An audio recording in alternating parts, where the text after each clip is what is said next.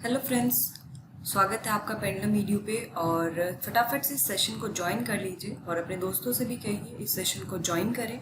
हम पढ़ने वाले हैं डेली करंट अफेयर्स 7 जुलाई 2020 के। और जिन लोगों ने हमारे चैनल पेंडुलम वीडियो को सब्सक्राइब नहीं किया है तो इसको ज़रूर सब्सक्राइब करिए और बेल आइकन को दबाना ना भूलिए नोटिफिकेशन के लिए। तो चलिए हम देखते हैं आज की क्या क्या मेजर न्यूज़ है।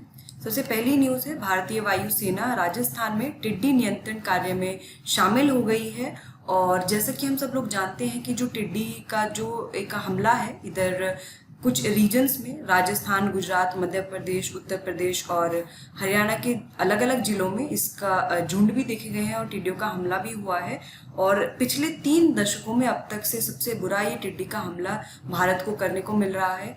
और वायुसेना में इसमें अपना योगदान दिया है। MI-17 हेलीकॉप्टर के द्वारा जोधपुर जिले में और रेगिस्तान की जो पूरा इलाका है उसमें कीटनाशकों का छिड़काव किया गया है ताकि टिड्डियों का नियंत्रण हो सके। और इतिहास में ये पहला उदाहरण है जो वायुसेना ऐसा कुछ वायुसेना ने जिसमें पार्टिसिपेट किया है।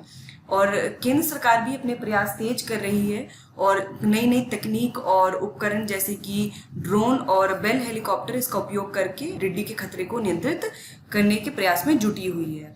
और साथ ही जो फूड एंड एग्रीकल्चर ऑर्गेनाइजेशन है यानी कि संयुक्त राष्ट्र के खाद्य और कृषि संगठन ने भारत को चेतावनी दी है कि अगले 4 हफ्तों के दौरान सतर्कता बरती जाए और एकदम अच्छे से प्रिपेयर्ड रहे ताकि जो फूड सिक्योरिटी है वो इंश्योर्ड रहे। क्योंकि ये जो टिड्डी है सबसे पहले जो फसल होती है उसको जो है खराब कर देती हैं। तो अगर फसल खराब हो जाएगी तो फूड सिक्योरिटी पे खतरा आ जाएगा। इसीलिए FAO ने भारत को अगले 4 हफ्तों के दौरान सतर्क रहने को कहा है। चलिए हम लोग अगली न्यूज़ देखते हैं। इससे पहले इससे जुड़ा एक प्रश्न देख लेते हैं। इसमें से कौन सा राज्य वर्तमान में टिड्डी हमलों से प्रभावित नहीं है? आपको बताना है कौन सा राज्य प्रभावित नहीं है। राजस्थान, गुजरात, मध्य प्रदेश और केरल। फटाफट से सही आंसर कमेंट कर दीजिए, क्या सही आंसर होगा। काफी न्यूज में है ये टिड्डी का मसला। इसका सही आंसर होगा ऑप्शन डी यानी कि केरल। चलिए अगली न्यूज देखते हैं। अखिल भारतीय व्यापारी परिसंघ यानी कि confederation of all India traders, उन्होंने अपील की है कि देश में 5G नेटवर्क की नीलामी प्रक्रिया में चीन की जो 2 कंपनियां हैं उनको शामिल नहीं किया जाए। और ये कौन सी 2 कंपनीज हैं? ये हैं हुआई टेक्नोलॉजी और ZTE कॉरपोरेशन। और हाल ही में ये दोनों कंपनीज न्यूज में थी क्योंकि अमेरिका और ऑस्ट्रेलिया ने इन दोनों कंपनियों को बैन कर दिया है, इन पर प्रतिबंध लगा दिया है। और क्योंकि हम जैसे जानते हैं कि जो 5G नेटवर्क्स हैं उनको स्टैब्लिश करने का हर कंट्री प्रयास कर रही है और उसके लिए जो डिपेंडेंसी है चाइनीज़ कंपनीज में उसको कम से कम करने की कोशिश की जा रही है। और इसी के चलते यूके ने एक D10 ग्रुप बनाने के लिए भी का प्रस्ताव दिया था जिसमें डेमोक्रेसी ऑफ 10 नेशंस की बात की गई थी। भारत उसमें एक देश के रूप में शामिल था। और ये D10 ग्रुप ये यूके ने प्रपोज किया था कि जो भी 5G टेक्नोलॉजीज और इक्विपमेंट्स हैं उसके लिए चाइनीज़ कंपनियों के ऊपर जो निर्भरता है उसको कम से कम किया जाए।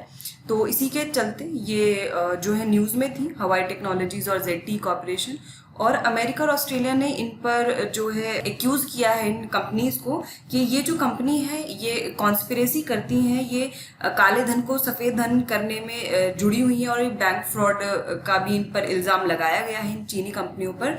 और कहा गया है कि चीनी जो सरकार है और जो चीन की मिलिट्री है उससे ज़्यादा क्लोज है, तो इसीलिए भी इन पर प्रतिबंध लगाया गया है। साथ ही ट्रेडर्स बॉडी ने एक देशव्यापी अभियान भी शुरू किया है जिसका नाम है भारतीय सम्मान हमारा अभिमान। और अभी जो हाल ही में लद्दाख में जो लाइन ऑफ एक्चुअल कंट्रोल के पास जो भी डिस्प्यूट चल रहा था भारत और चीन के मध्य, उसके चलते हुए चीनी उत्पादों के बहिष्कार का आह्वान करते हुए यहाँ पर ट्रेडर्स बॉडी ने ये जो अभियान है इसको शुरू किया है। इस अभियान का नाम भारतीय सम्मान हमारा अभिमान है।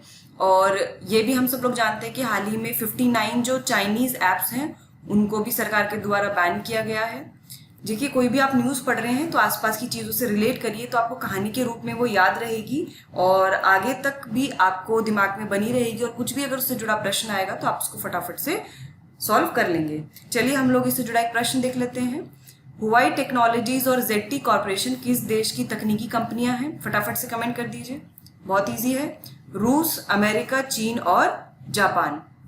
क्या होगा इसका सही आंसर? ऑप्शन सी इसका सही आंसर होगा।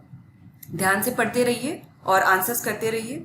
दिल्ली में सरदार वल्लभ भाई पटेल कोविड अस्पताल 12 दिन के रिकॉर्ड समय में बनकर तैयार हो गया है और इस अस्पताल को रक्षा अनुसंधान और विकास संगठन यानी कि डीआरडीओ ने गृह मंत्रालय, स्वास्थ्य मंत्रालय, सशस्त्र बल, टाटा सन्स तथा अन्य निजी भागीदारों के साथ मिलकर 12 दिन में पूरा इसको बना लिया है। इसका जो कार्य था वो 23 जून से शुरू हुआ था और अब ये जो है 5 जुलाई से बिल्कुल एकदम रेडी टू यूज हो गया है। इसमें 250 आईसीयू बिस्तरों के साथ 1000 बिस्तर वाला ये एक अस्पताल है। इसमें पूरी तरह से वातानुकूलित है ये और 25,000 वर्ग मीटर में फैला हुआ है और प्रत्येक आईसीयू बिस्तर पर वेंटिलेटर और निगरानी उपकरण भी लगाए गए हैं। और ये जो हॉस्पिटल है इसको जो ऑपरेट किया जाएगा वो आर्म फोर्सेस यानी कि सशस्त्र बल चिकित्सा सेवा के डॉक्टर, नर्स और स्वास्थ्यकर्मी इसको ऑपरेट करेंगे और इसका जो रखरखाव है उसको कौन करेगा? डीआरडीओ के द्वारा इसको किया जाएगा, इसके रखरखाव को। और अस्पताल में मनोविज्ञान सलाह केंद्र भी बनाया गया है और इस अस्पताल में जिला प्रशासन द्वारा भेजे गए मरीजों को भर्ती किया जाएगा और उनका जो इलाज है वो बिल्कुल मुफ्त किया जाएगा। साथ ही अगर कोई भी गंभीर रूप से पीड़ित है, अगर कोई मरीज अस्पताल में, तो उसको फटाफट से एम्स में, न्यू दिल्ली में जो एम्स है उस पर भेजा जाएगा उसके उपचार के लिए। तो चलिए हम लोग इससे जुड़ा एक प्रश्न देख लेते हैं। 12 दिन के रिकॉर्ड समय में सरदार वल्लभ भाई पटेल कोविड अस्पताल किस संस्था के द्वारा बनाया गया है? डीआरडीओ, आईएससी, सीएसआईआर और आईआईटी। फटाफट से कमेंट कर दीजिए किसके द्वारा इसका अस्पताल का निर्माण किया गया है, कौन सी संस्था है। इसका सही आंसर होगा ऑप्शन ई यानी कि डीआरडीओ। सरदार वल्लभ भाई पटेल एक वजह से और न्यूज में थे, जो इनके नाम से नेशनल यूनिटी अवार्ड्स हैं। इसके लिए जो नॉमिनेशन है उसकी डेट बढ़ा दी गई थी, 31 अगस्त तक इसकी डेट कर दी गई थी और ये जो अवार्ड्स हैं ये 31 अक्टूबर को दिए जाते हैं। जो भी कंट्रीब्यूट करता है भारत की एकता के लिए, नेशनल यूनिटी और इंटीग्रिटी के लिए, उसको ये जो अवार्ड है ये दिया जाता है। ये 2019 में अवार्ड जो है ये इंस्टीट्यूट किए गए थे और 31 अक्टूबर को हर वर्ष जो है एकता दिवस मनाया जाता है, क्योंकि उस दिन सरदार वल्लभ भाई पटेल की जो है बर्थ एनिवर्सरी होती है। चलिए हम लोग अगली न्यूज देख लेते हैं। सीबीएसई ने संबद्ध स्कूलों के शिक्षकों और छात्रों के लिए मुफ्त और व्यापक प्रशिक्षण कार्यक्रम शुरू करने की घोषणा की है और इस कार्यक्रम में सीबीएसई ने फेसबुक के साथ साझेदारी की है। CBSE, central board of secondary education ने फेसबुक के साथ पार्टनरशिप की है, एक कार्यक्रम लॉन्च किया है। इसमें क्या होगा, 3 हफ्तों के लिए एक तो ऑगमेंटेड रियलिटी प्रोग्राम यानी कि संवर्धित वास्तविकता पर प्रशिक्षण दिया जाएगा 10,000 शिक्षकों को और वहीं 10,000 छात्रों को डिजिटल सुरक्षा और कल्याण पर भी प्रशिक्षित किया जाएगा। और इस कार्यक्रम का जो पहला चरण है वो अगस्त से नवंबर के मध्य आभासी मोड में आयोजित किया गया है और प्रतिभागियों को पाठ्यक्रम के सफल समापन पर सीबीएसई और फेसबुक से एक संयुक्त ई प्रमाण पत्र भी मिलेगा, यानी कि एक ई सर्टिफिकेट भी जारी किया जाएगा स्टूडेंट्स को। तो एक अच्छी पहल है जो ऑगमेंटेड रियलिटी है, उसमें टीचर्स को प्रशिक्षित किया जाएगा और वहीं डिजिटल सेफ्टी और वेलबींग में स्टूडेंट्स को यहाँ पर प्रशिक्षित किया जाएगा। तो चलिए हम लोग इससे जुड़ा एक प्रश्न देख लेते हैं। हाल ही में केंद्रीय माध्यमिक शिक्षा बोर्ड ने किसके साथ साझेदारी के द्वारा संबद्ध स्कूलों के शिक्षकों और छात्रों के लिए मुफ्त और व्यापक प्रशिक्षण कार्यक्रम शुरू करने की घोषणा की है? फटाफट से कमेंट करके बताइए सीबीएसई ने किसके साथ साझेदारी की है, ट्विटर, फेसबुक, व्हाट्सएप या इंस्टाग्राम। फटाफट से सही आंसर बता दीजिए। इसका सही आंसर होगा ऑप्शन बी यानी कि फेसबुक। अगली न्यूज देखते हैं।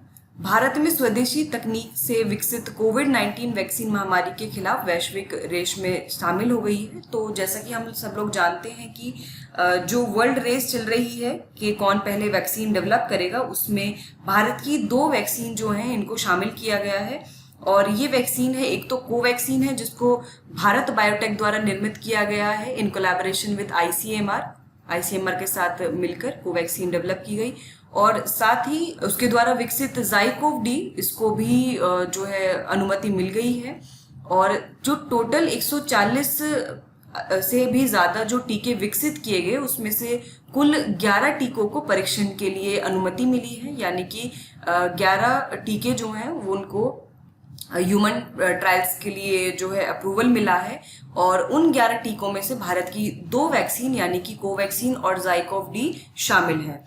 अभी हाल ही में DCGI यानी कि drug controller general of India, भारतीय औषध महानियंत्रक ने इन टीकों के लोगों पर परीक्षण को मंजूरी दे दी है। पिछले कुछ वर्षों के दौरान भारत दुनिया में टीके बनाने का एक बड़ा केंद्र बनकर उभरा है और यूनिसेफ को भेजे जाने वाले जितने भी टीके हैं उनमें से 60% भारत में निर्मित होते हैं।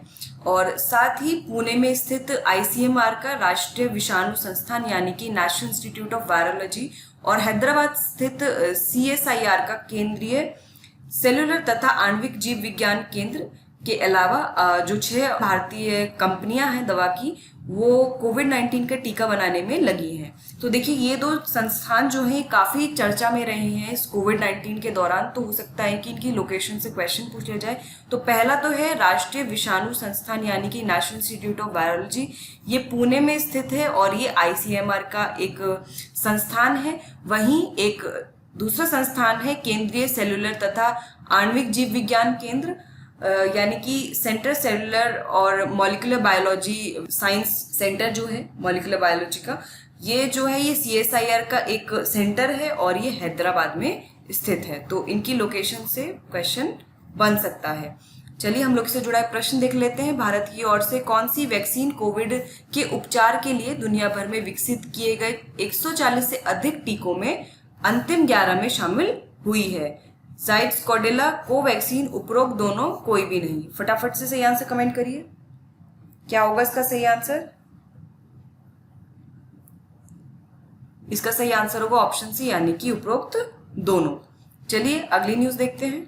विश्व जूनोसिस दिवस जो है हर साल 6 जुलाई को बनाया जाता है क्योंकि इस दिन 1885 में लुईस पाश्चर ने सफलतापूर्वक जो है रेबीज वायरस के खिलाफ पहले टीके के सफल प्रशासन को जो है विकसित किया था, उसका सफल प्रशासन किया था। और इस दिन का उद्देश्य जूनोटिक रोगों के प्रसार के बारे में लोगों में जागरूकता फैलाना है। तो ये जूनोटिक डिजीजेस क्या होते हैं? जूनोसिस जो होते हैं संक्रामक रोग होते हैं, यानी कि ये ट्रांसमिट होते हैं जानवरों से मनुष्यों में, और ये सीधे संपर्क के माध्यम से भी ट्रांसफर हो सकते हैं और इनडायरेक्टली भी हो सकते हैं किसी खाद्य पदार्थ के थ्रू, और ये बैक्टीरिया, वायरस और परजीवी के कारण हो सकते हैं। सबसे आम जूनोसिस रोग में प्लेग, रेबीज, तपेदिक, खुजली, राउंड वॉर्म आदि शामिल हैं। तो वर्ल्ड जूनोसिस डे हर साल किस दिन मनाया जाता है? 6 जुलाई को मनाया जाता है। चलिए इससे जुड़ा एक प्रश्न देख लेते हैं। विश्व जूनोसिस दिवस हर साल किस दिन मनाया जाता है? फटाफट से आंसर कमेंट करिए। 1 जुलाई, 4 जुलाई, 6 जुलाई या 10 जुलाई? क्या होगा इसका सही आंसर? फटाफट से बताइए। आंसर्स कमेंट करते रहिए, लाइक बटन को हिट कर दीजिए। 6 जुलाई इसका सही आंसर होगा। कोशिश करिए ज्यादा से ज्यादा लोगों को इस सेशन में ज्वाइन करने की। चलिए अगली न्यूज देखते हैं। प्रधानमंत्री नरेंद्र मोदी ने आत्मनिर्भर भारत इनोवेशन चैलेंज लॉन्च किया है, और ये जो आत्मनिर्भर भारत इनोवेशन चैलेंज है इसको ministry of electronics and IT यानी कि MEITY ने अटल इनोवेशन मिशन जो नीति आयोग का एक मिशन है उसके साथ मिलकर इसको लॉन्च किया है। तो MEIT ने जो है अटल इनोवेशन मिशन के साथ इसको मिलकर लॉन्च किया है, ठीक है।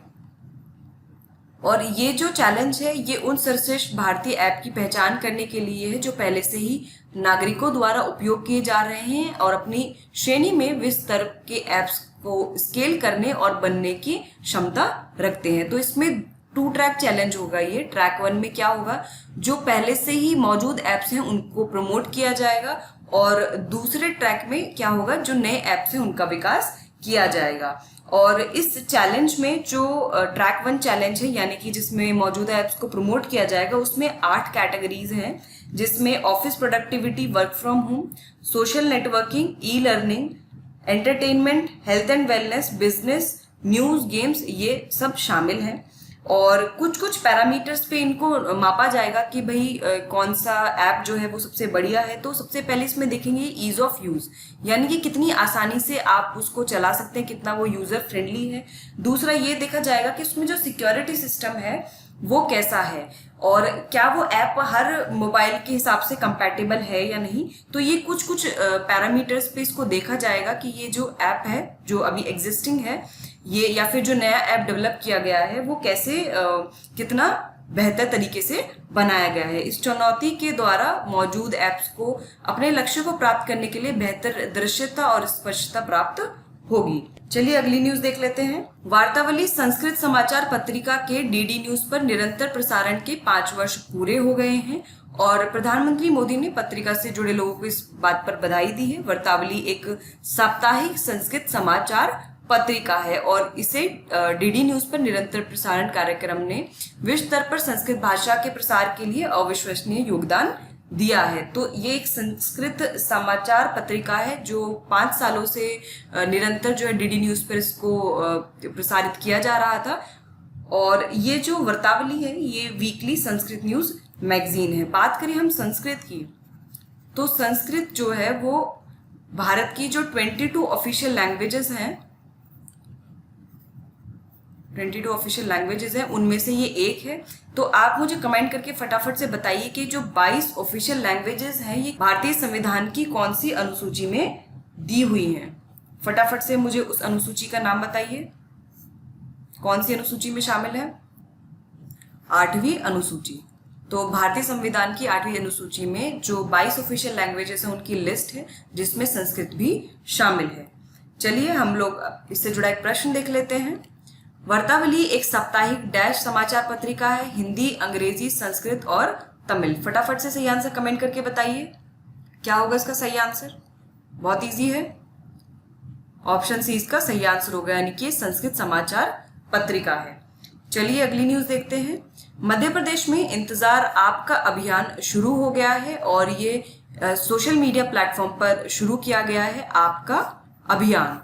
तो इसका जो मुख्य उद्देश्य है वो ये है कि जो पर्यटक हैं जो भी, उनको राज्य के पर्यटन स्थलों पर भ्रमण के लिए आकर्षित करना है। मध्य प्रदेश में जो पर्यटन बोर्ड राज्य के विभिन्न धार्मिक, प्राकृतिक और पुरातात्विक पर्यटन स्थलों जैसे महाकालेश्वर, तो महाकालेश्वर मंदिर है जो हिंदू टेम्पल है मेजर, और जो मेजर तीर्थ स्थल है उसमें से ये एक है।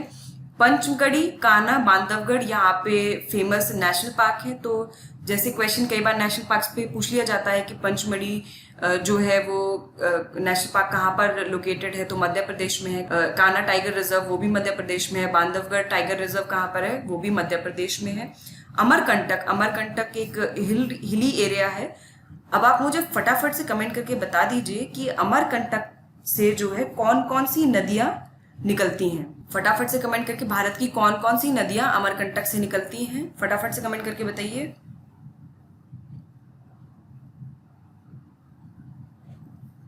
नर्मदा और सोन, ये 2 नदियां जो है मेजर रिवर्स हैं जो अमरकंटक से निकलती हैं। और कोरोना संक्रमण की रोकथाम में सभी सुरक्षा मानकों को ध्यान में रखते हुए बोर्ड द्वारा सभी तैयारी की गई है। बात करें हम मध्य प्रदेश की, तो कुछ और फैक्ट्स जान लेते हैं मध्य प्रदेश के बारे में। यहाँ के चीफ मिनिस्टर हैं वो शिवराज सिंह चौहान हैं, गवर्नर लालजी टंडन है और कैपिटल तो आप जानते हैं भोपाल है मध्य प्रदेश की। और यहाँ पे जो लार्जेस्ट सिटी है, एमपी की जो लार्जेस्ट सिटी है वो कौन सी है, वो है इंदौर। और इंदौर की एक खास बात जो हम चर्चा में रहा है इंदौर जिस वजह से, वो है कि जो स्वच्छ सर्वेक्षण है, स्वच्छ सर्वेक्षण जिसको 2016 में लॉन्च किया गया था, उसमें इसने 4 साल लगातार टॉप किया है। यानी कि 2017, 18, 19 और 20 में इंदौर ने as the cleanest city top किया है लगातार 4 साल। और 2016 में इंदौर की रैंकिंग 25वीं थी जब ये लॉन्च किया गया था स्वच्छ सर्वेक्षण। और हाल ही में स्वच्छ सर्वेक्षण न्यूज में था क्योंकि इसकी टूल किट लॉन्च की गई थी। स्वच्छ सर्वेक्षण 2021 की टूल किट लॉन्च की गई थी, इसीलिए स्वच्छ सर्वेक्षण न्यूज में था। ठीक है, तो इस तरह से आपको चीजें कनेक्ट करके पढ़नी है फटाफट से। और जो स्टेट एनिमल है मध्य प्रदेश का वो कौन सा है, वो है बारहसिंगा। चलिए इससे जुड़ा एक प्रश्न देख लेते हैं। हाल ही में किस राज्य के पर्यटन विभाग ने इंतजार आपका अभियान शुरू किया है? केरल, राजस्थान, मध्य प्रदेश और बिहार। फटाफट से सही आंसर कमेंट करिए, क्या होगा इसका सही आंसर? इंतजार आपका अभियान किसने शुरू किया है? ऑप्शन सी सही आंसर होगा, यानी कि मध्य प्रदेश। अगली न्यूज देखते हैं। दिल्ली के राधा स्वामी सत्संग ब्यास में दुनिया के सबसे बड़े कोविड केयर सेंटर का उद्घाटन किया गया है और इसका उद्घाटन उपराज्यपाल अनिल बैजल ने किया है। यह दुनिया भर में 10,000 से अधिक बेड के साथ बड़ा कोविड केयर सेंटर है। इसको स्थापित करने में भारत तिब्बत सीमा पुलिस छतरपुर यानी कि ITBP इसने काफी अहम भूमिका निभाई है। इसे सुचारू रूप से संचालित करने के लिए ITBP और अन्य CAPF के 1,000 से अधिक डॉक्टरों, नर्सों और पैरामेडिकल स्टाफ को तैनात किया गया है। बात करें हम ITBP की, तो ITBP जो है इसकी जो स्थापना है वो 1962 में हुई थी और ये जो सेंट्रल आर्म्ड पुलिस फोर्सेस हैं 7 जो हैं उसमें से एक है ये मेजर ITBP और इसका जो हेडक्वार्टर है वो नई दिल्ली में स्थित है। साथ ही इसके जो डायरेक्टर जनरल है करंटली वो है SS देसवाल। ठीक है, चलिए हम लोग इससे जुड़ा एक प्रश्न देख लेते हैं। हाल ही में दुनिया के सबसे बड़े कोविड केयर सेंटर का उद्घाटन किस स्थान पर किया गया है? वाराणसी, मदुरई, भुवनेश्वर या दिल्ली? फटाफट से सही आंसर कमेंट कर दीजिए। कहां पर किया गया है? इसका सही आंसर होगा ऑप्शन डी यानी कि दिल्ली में इसको स्थापित किया गया है। चलिए हम लोग अगली न्यूज देखते हैं। चीन ने भूटान के पूर्वी क्षेत्र पर भी अपना दावा किया है। तो अभी हाल ही में चाइना ने जो ईस्टर्न रीजन है भूटान का, उस जो पूर्वी क्षेत्र है उस पर अपना क्लेम जताया है और हम देख रहे हैं कि चाइना जो है धीरे धीरे करके आसपास के क्षेत्र में जो है अपना एग्रेशन है, चाइनीज एग्रेशन उसको जो है बढ़ा रहा है। जैसे अभी कुछ समय पहले भारत में जो है गलवान वैली पे चीन ने अपना पूरा आधिपत्य जो है बोला था कि ये पूरा क्लेम किया था गलवान वैली को कि गलवान वैली चाइना को बिलोंग करती है।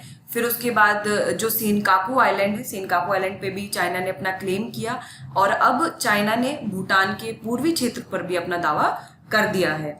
और स्पेशली जो चीन ने पूर्व भूटान में संगतेग वाइल्ड लाइफ सेंचुरी है उस पर अपना दावा किया है, जबकि क्योंकि चाइना कह रहा है कि जो संगतेग वन्य जीव अभयारण्य है ये उस लोकेशन पे है जहां पर मतलब डिस्प्यूटेड एरिया में है। भूटान और चाइना के बीच में कोई भी फैसला नहीं हुआ है उस डिस्प्यूटेड रीजन में, जबकि भूटान का यह मानना है कि जो संगतेग वन्य जीव अभयारण्य है वो उसका हिस्सा है, भूटान का एक अहम हिस्सा है, उसकी टेरिटरी का एक पार्ट है। और कुछ दिन पहले ही चीन ने इस पे दावा किया था और अब उसने अपने दावे को दुगना कर दिया है पूरे ईस्टर्न रीजन पे। और चीन ने संयुक्त राष्ट्र विकास कार्यक्रम की वैश्विक पर्यावरण सुविधा के अंतर्गत यानी कि अभी 58th GEF काउंसिल चल रही थी यानी कि ग्लोबल एनवायरनमेंट फैसिलिटी काउंसिल चल रही थी, उसके दौरान चीन ने ये कहा था और चीन ने ये भी कोशिश की कि जो फंडिंग है सकतेंग सेंचुरी पे वो फंडिंग ग्लोबल एनवायरनमेंट फैसिलिटी द्वारा उसको रोक दिया जाए, परंतु फाइनली फिर जो है वो रोका नहीं गया था उस फंड को रिलीज कर दिया गया था। चीन और भूटान के बीच सीमा कभी भी सीमांकित नहीं हुई है और इस पे काफी चर्चा चल रही है। अभी तक 1984 से 2016 के बीच में करीब 14 बैठकें हो चुकी हैं दोनों कंट्रीज के बीच में, लेकिन कोई अभी तक फॉर्मल डिप्लोमेटिक रिलेशन स्टैब्लिश नहीं हुए हैं दोनों कंट्री के बीच में। भूटान और चीन की अगर हम बात करें तो दोनों के मध्य 3 मेजर जो है चीजों पर बहस है। उत्तर में जकारलुंग और पसमलंग ये वाला क्षेत्र है और पश्चिम में चंबी घाटी जहां डोकलाम स्थित है वो वाला रीजन है। और हम जानते हैं कि डोकलाम वाला जो इशू हुआ था 2017 में बिटवीन इंडिया और चाइना, तो उसके बाद जो है इसमें कोई वार्ता नहीं हुई चाइना और भूटान के बीच में।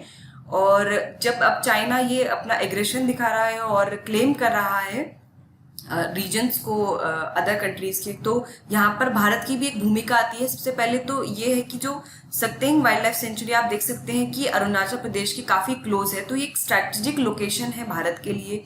दूसरा ये है कि 2007 की जो मैत्री फ्रेंडशिप ट्रीटी है जो दोनों भारत और भूटान के बीच में है, तो उसके अंतर्गत भारत की ये रिस्पॉन्सिबिलिटी है कि अगर कोई एक्सटर्नल पावर अगर वहां पे भूटान पे थ्रेट कोई कॉज करती है, कोई भी एक्सटर्नल थ्रेट होता है तो भारत उसमें भूटान की हेल्प करेगा।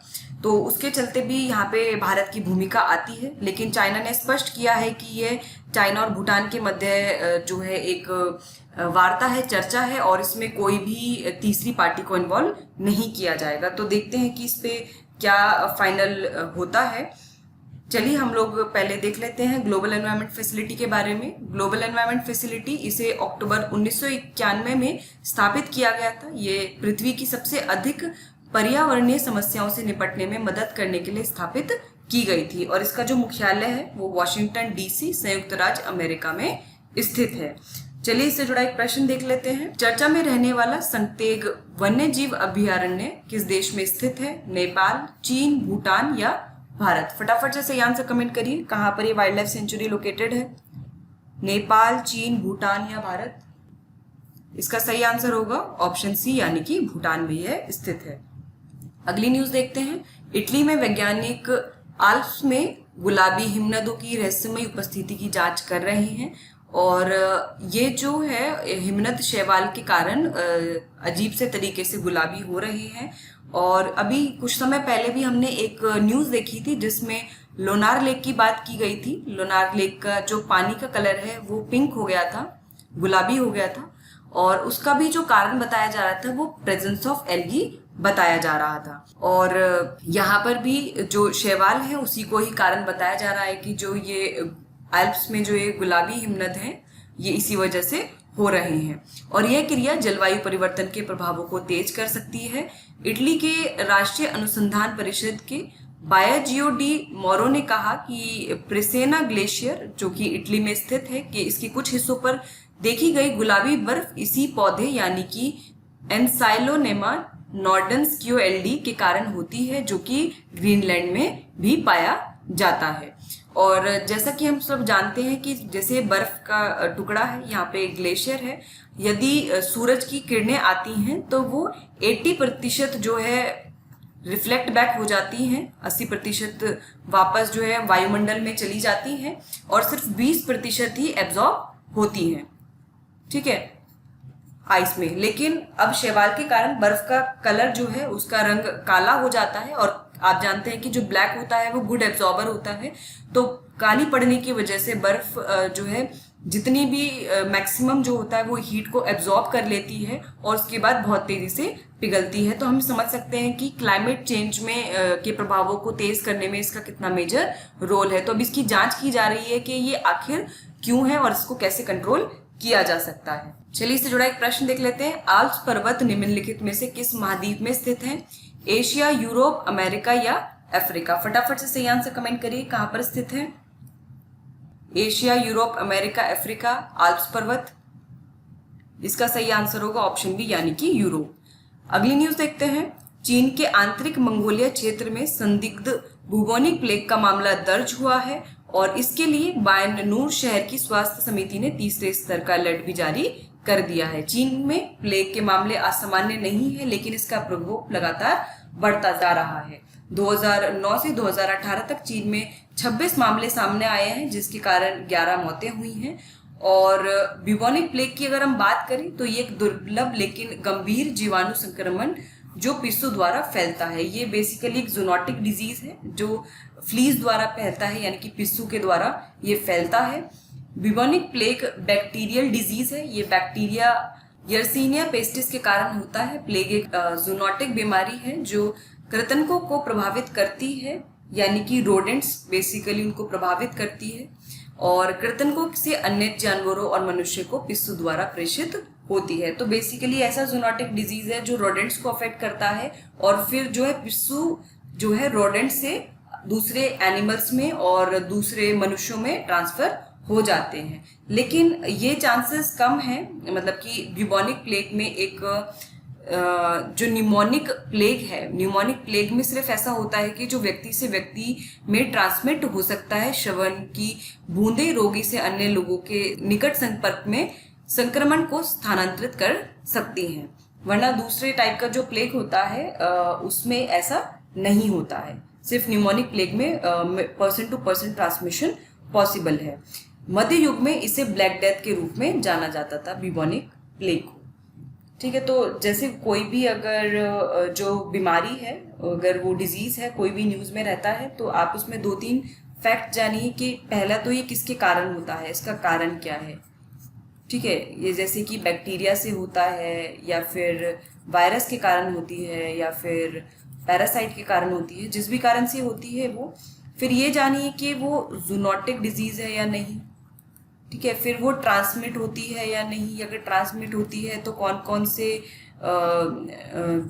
तरीके से वो ट्रांसमिट होती है, डायरेक्ट कांटेक्ट से होती है, इनडायरेक्ट कांटेक्ट से होती है, ये सब चीज़ें जानना ज़रूरी है। और इसका वेक्टर अगर कोई है तो इसका वेक्टर क्या है, ये सब चीज़ आपको किसी भी डिजीज़ को पढ़ने के लिए जानना ज़रूरी है। और अगर हाँ उससे रिलेटेड कोई वैक्सीन है, कोई टीका है जो बन चुका है, तो आप उसको भी ज़रूर याद रखिए, क्योंकि जब से कोरोना वायरस चल रहा है तो आपके लिए डिजीज़ वाला सेक्शन काफ़ी इंपॉर्टेंट हो जाता है। साइंस वाले सेक्शन में काफ़ी पूछा जा सकता है डिजीज़ के बारे में। और वैसे भी नॉर्मल भी अगर हम देखें तो जो इतने भी प्रीवियस ईयर पेपर्स हैं उसमें जो डिजीज़ वाला सेक्शन है उससे काफ़ी क्वेश्चन पूछ लिए जाते हैं। चलिए हम लोग इससे जुड़ा एक प्रश्न देख लेते हैं। ब्यूबोनिक प्लेग निम्नलिखित में से किसके कारण फैलता है?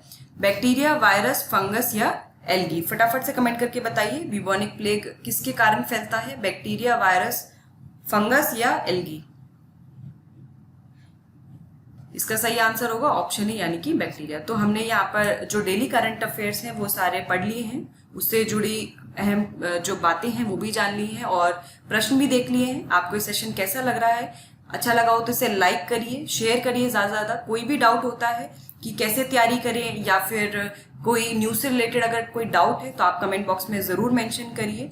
और जो पीडीएफ है मंथली करंट अफेयर्स का हिंदी में, वो बस 1-2 दिन में आपके पास पहुंच जाएगा और आप उसको रेफर कर सकते हैं। साथ ही जो इंग्लिश में अगर जिसको पीडीएफ चाहिए मंथली, तो वो नीचे डिस्क्रिप्शन में से डाउनलोड कर सकते हैं। और इसी तरह हमारे साथ जुड़े रहिए, अच्छे से तैयारी करते रहिए। All the best, thank you so much.